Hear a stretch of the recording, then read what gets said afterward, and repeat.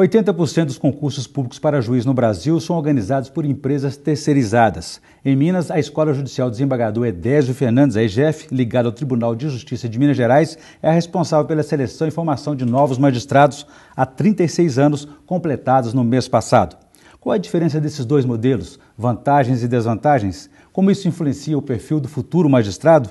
Esses são os principais temas de hoje do Pensamento Jurídico, uma produção da Associação dos Magistrados Mineiros, a AMAGES. Para falar sobre o assunto, nós vamos conversar no primeiro bloco com o superintendente da EJF, o desembargador José Antonino Bahia Borges, que também é o segundo vice-presidente do Tribunal de Justiça de Minas Gerais. No segundo bloco, a entrevista será com o superintendente adjunto da EJF, o desembargador José Geraldo Saldanha da Fonseca. E no terceiro bloco, vamos conversar com o desembargador Tiago Pinto, que é vice-presidente sociocultural da AMAGES. Vamos falar com eles sobre o ingresso e a formação e atualização dos magistrados em atividade. Teremos também, doutor Bahia Borges, a presença dos quadros Pensamento Universitário, que hoje com a participação de estudantes do Instituto Metodista Isabela Hendricks, que me ajudarão a entrevistá-los. E também o Pensamento Literário, que teremos a indicação de leitura para os nossos telespectadores. Doutor Bahia, obrigado pela presença, é um prazer recebê-lo aqui no Pensamento Jurídico.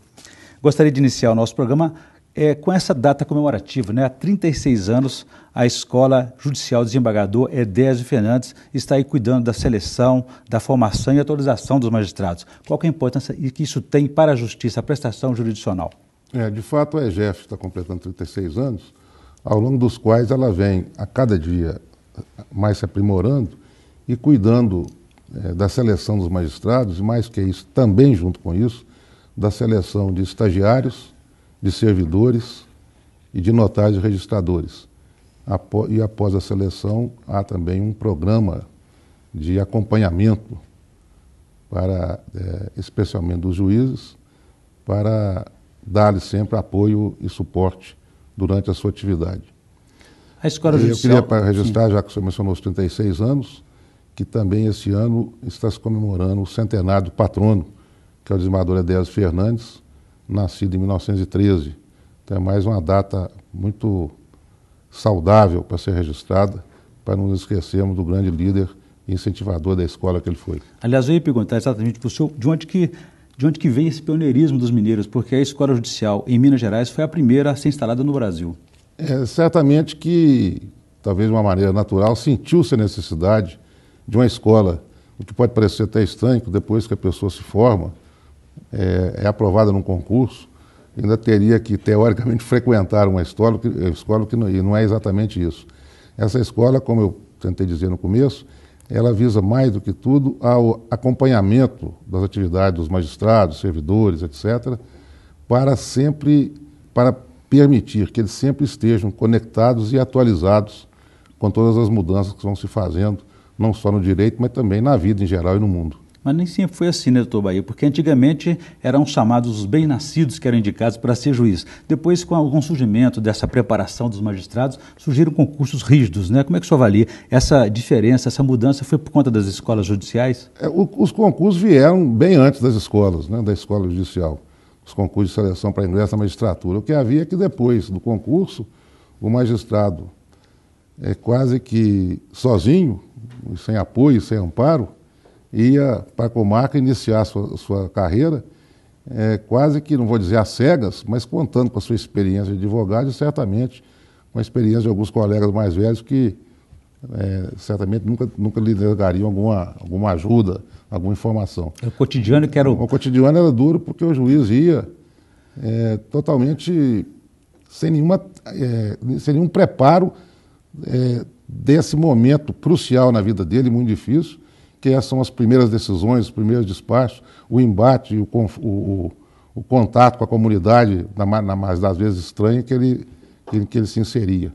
Então a escola já nasceu bem, vamos dizer, você vê que não é há tanto tempo assim, são só 36 anos. Aliás, historicamente, o Brasil demorou muito a cuidar da preparação dos seus magistrados, né? Por que Sim, então eu dizia, então certamente sentiu-se, acho que quase de uma forma natural, a necessidade de uma escola e com a comparação com o que já existia em outros países, alguns pioneiros sensíveis a isso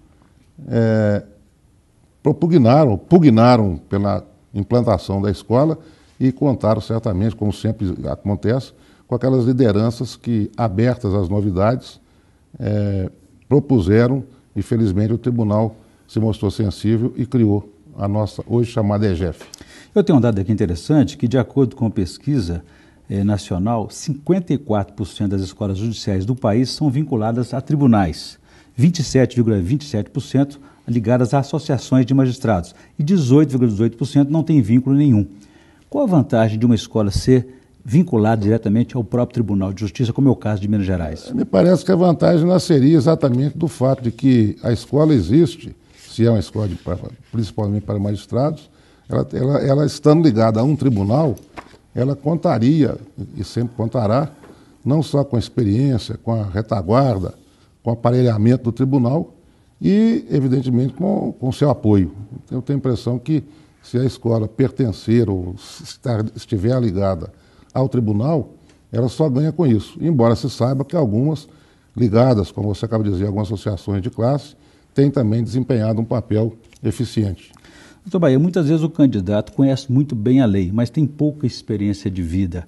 Como transformá-lo em um bom juiz hoje na escola judicial? Foi o que eu falei há pouco, quando nós, juízes, como aconteceu no meu caso, chegávamos só com o que tínhamos saído do concurso e tínhamos que ali ir tateando, aprendendo com bom senso, etc.